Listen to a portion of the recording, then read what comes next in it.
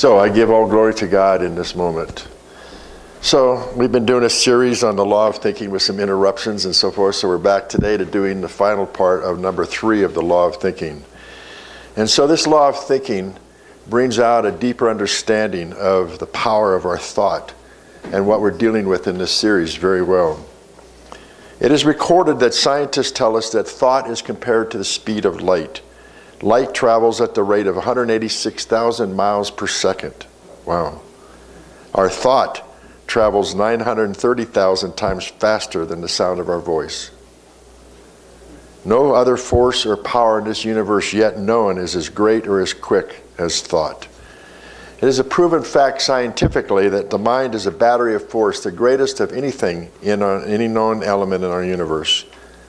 Now, that information I just shared with you was discovered and talked about 50 years ago, and things have changed because now we have quantum science, which would say it happens in the moment.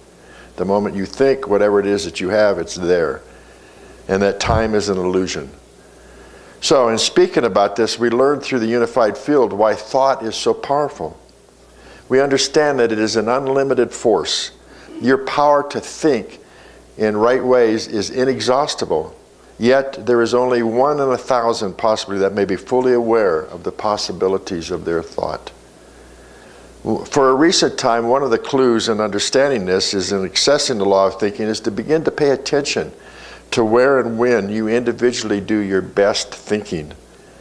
Now, most people are not trained to know that, which would be a good thing for all of us to know, but they can actually understand and look for what time during the day do you do your best thinking. Not so that you have a lot of negative thoughts going on or you're caught up in stuff, etc., but to really sit down and do your best thinking. Most of the time it's in the morning for me. What about you? It's our power to think that determines our state of living. As one is able to think, they generate a power that goes both far and near. Remember that, generating power that goes out from us. Our thoughts affect our welfare. It affects others around us as we determine it or think of it because we connect to the mass consciousness. The kind of thought that we register on our memories and habitually think about attracts the same kind of conditions for a specific good or desire in our individual, which kind of goes back to the law of attraction. We attract to us our thoughts based upon what we're thinking. So when we understand this, we create a condition that is conducive to better thinking. And then we begin to realize the power of that thinking over the lifetime that we have. Even if we make a 1% shift in our thinking, let's say that you go down 1 mile down the road, you're in a whole new place. And it creates conditions for possibility thinking. So that's something that we want to think about. There's always possibility thinking going on. What's possible in our lives? As an example, you can imagine a road that was built and it ran straight, let's say from New York City to Los Angeles. And it was a straight line like a clothesline, white line down the center of the road. And if it was possible somehow or another to put a car on that road where it's engineered and the steering was locked in such a way that it could only travel straight down the white line, then it's going to drive right into Los Angeles, right? If it was set up that way. But if the steering was just turned 1/16 of a quarter inch to the right, then that car is never going to see the West Coast because it's going in a whole different direction. It's the same with our thinking. If we make a small shift in our thinking, we may not notice a big difference today or tomorrow, but over a period of a year maybe, or 2 years, over a period of our lifetime, that change that we made there is enormous and affects us in a lot of ways. So we want to be aware that it doesn't take a lot, beloveds. It just takes a few moments to sit down and think something different than what you've been thinking. I could go back into my own past life and think of this 1-degree twist. I remember when I started my business as a painting contractor, learning what I was doing and worked by myself for quite a while. And I was the business. I was the only person in the company. And I made a small shift in thinking because somehow I began to realize that no one has ever built anything of consequence by themselves. And here I was doing this by myself, and I started thinking, like, what would happen if I had other people working for me rather than me? What could shift? What could go on? And so I hired a foreman to help me out. And from there it went to another person. Eventually for my business I had 7 to 8 people working at one time. And it was amazing what had occurred. So it was this shift. I went from something small into something bigger. I went from a business that was small to a business that was more, that added to the economy. And it worked for me and also the people that I had hired as my employees. It was the same for a decision I had to make after that. Was either to go and choose to go to school to study holistic health and wellness counseling, or go to school and become a financial advisement, which I really liked doing. But I went inside and I connected to God, and what's the one thing that would fit me the most of what I wanted? I thought about them both and I chose the health degree. And it's a small shift that brought me to this place today, because everything that's happened brings us to a particular point. Maybe we shift this way and this way. Who knows what happened if I chose the other one, but I'm happy I chose that one. And it was a small shift, thinking, okay, let's do this. It came from a thought, again, where I realized that nobody creates anything by themselves. That's why we're here together. There's a book called No Man is an Island. We cannot do things by ourselves. We are one with everybody, and we support everybody, and we get support from everybody in our thinking and what it is that we're doing in our life. So thoughts affect our welfare, and they affect others that we think of. If we talk the talk of success, whatever that might mean for us, and we keep it in our mind and thinking, I want to be successful in my life, in my work, in my relationship with money, whatever, then the thought elements will be attracted, because like attracts like. And then when we do that, we physically contact the mind or the minds of others who think along the same lines.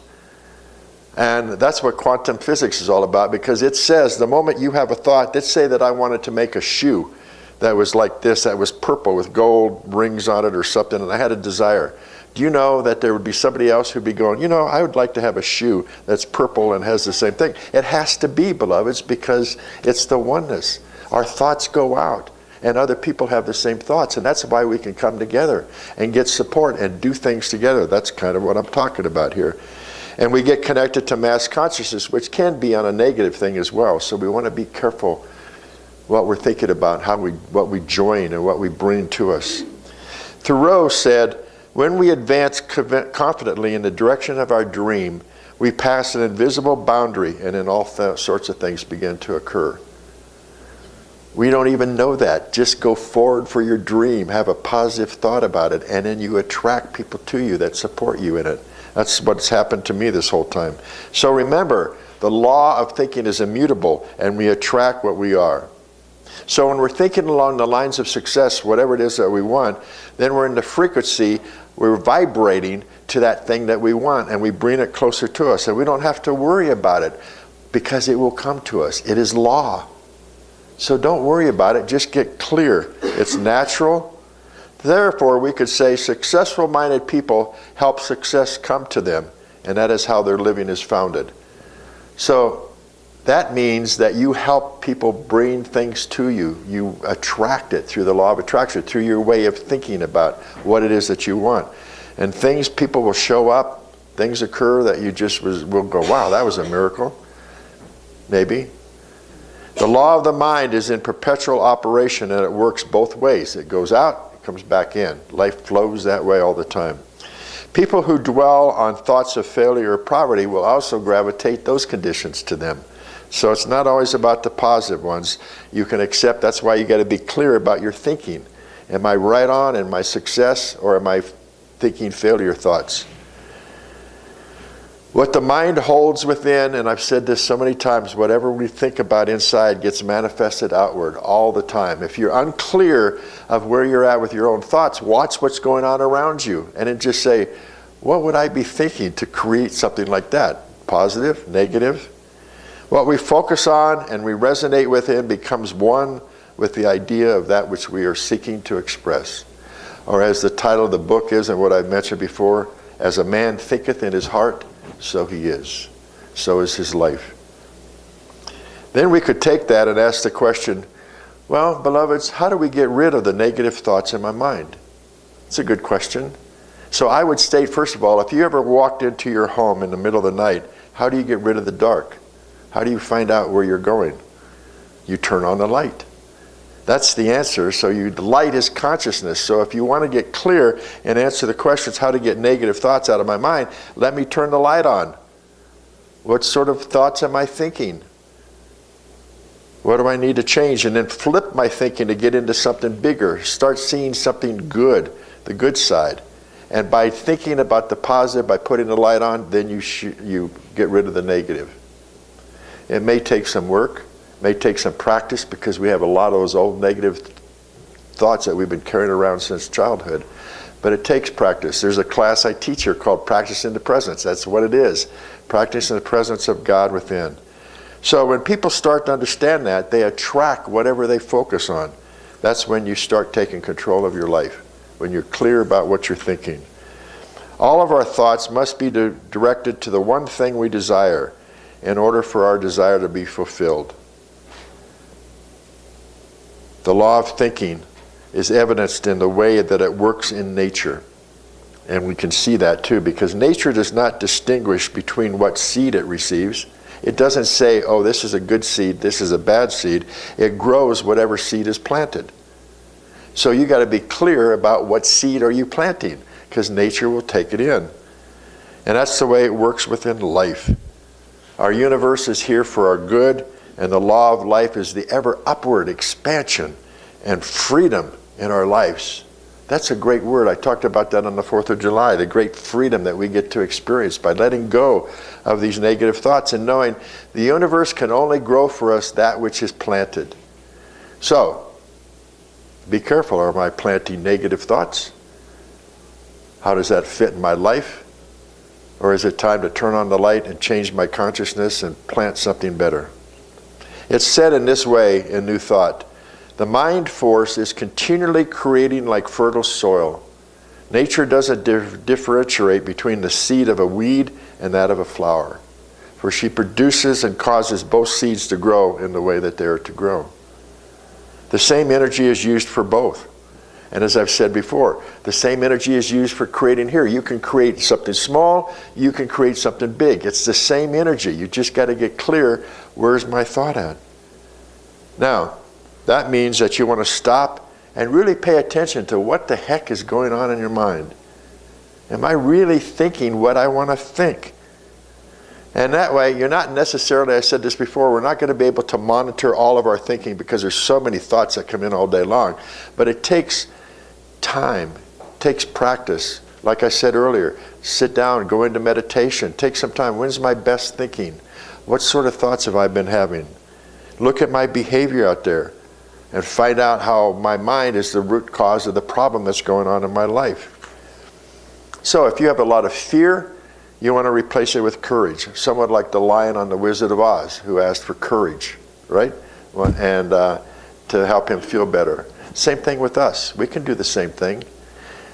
Turn it over to God. I need more courage in my life. I need more clarity in my life. I want to get rid of the negative thoughts. Help me out. So if we have any diseased thoughts, you want to replace them with positive thoughts, healthy thoughts. If we have any lack thoughts, we replace them with abundant thoughts.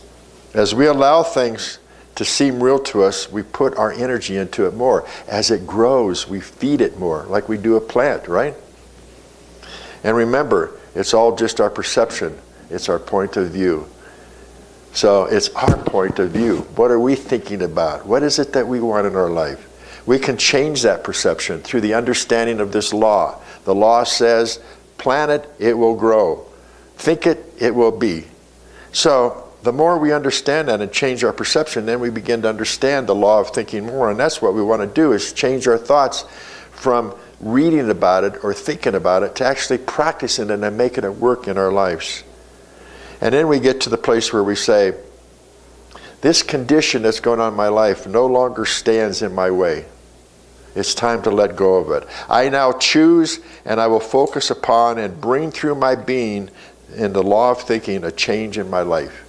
So let me go over that again. This is something you could practice sitting at home and say, whatever's going on, there's some negative thing. It no longer stands in my life. I now choose, and I will focus on my being through the law of thinking a change in my life. And then you're taking power over your life. And you get to create what it is that you want. So as I said, man is constantly thinking. He can change his thoughts, but he cannot stop thinking because it flows through each one of us, just like air that we breathe. Continually, thoughts are coming up.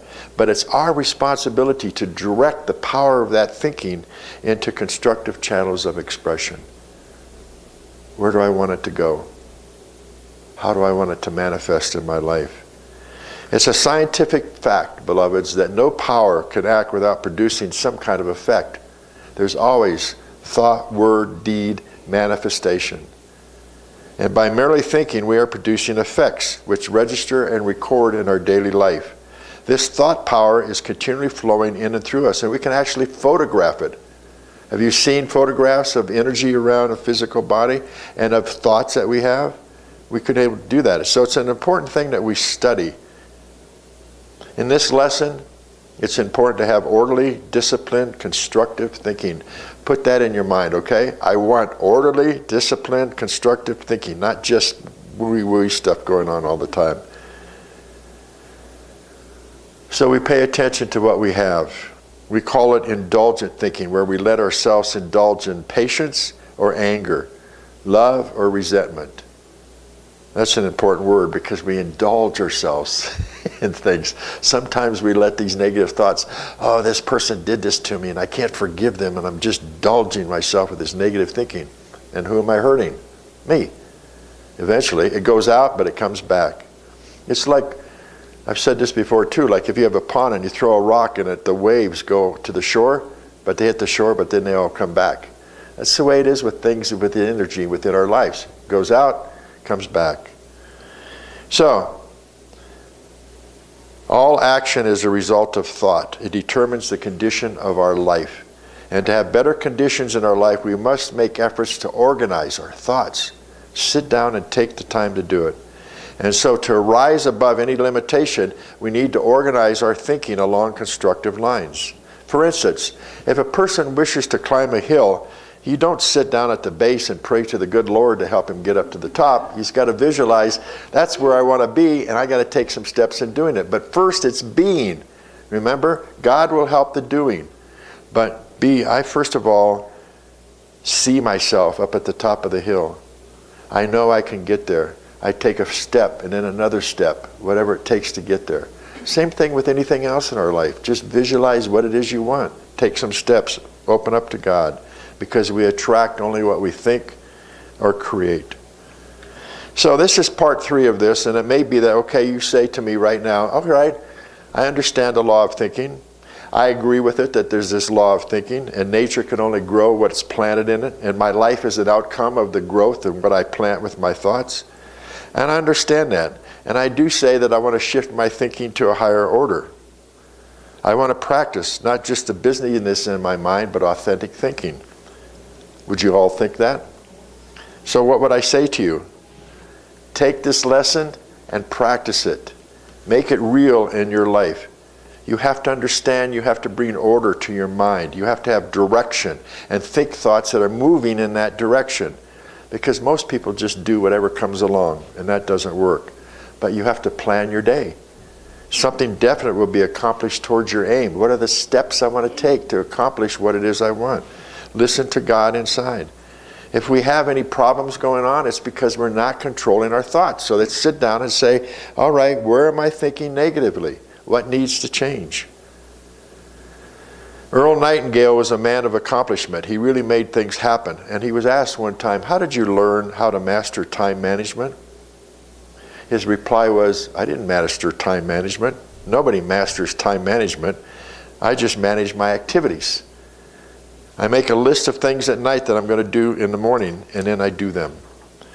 So he's got his constructive ideas outlined on paper, and then his thinking is directed towards those directions that he's given to himself. I'm going to do this step and then this step. So it's a simple rule. It's like going back to the one I said earlier. Turn on the light, write out some ideas, get clear about what steps you want to take, where you want to be, and start taking them. So understanding this law is a very powerful step, but the employment of it is even much more powerful. Practice it, do it, live it. So I want to close with the words of Henry Van Dyke, who, in his book, Thoughts Are Things. He said, I hold it true that thoughts are things. They're endowed with body and breath and wings, and we send them forth to fill the world with good results or ill. That which we call our secret thought speeds forth to earth's remotest spot, leaving its blessings or its woes, like tracks behind it as it goes. We build our future thought by thought, for good or ill. Thought is another name for fate. Choose them by destiny and wait for law, because that love brings love and hate brings hate. So, reserve your seat for next Sunday. We'll talk about another law of the universe. We finalize the law of thinking, okay? So practice it, you guys. This is what it says. Don't just come here and listen to it. Practice it. Make it real in your life. Come back here and say, George, I did this and it happened. Okay? Namaste.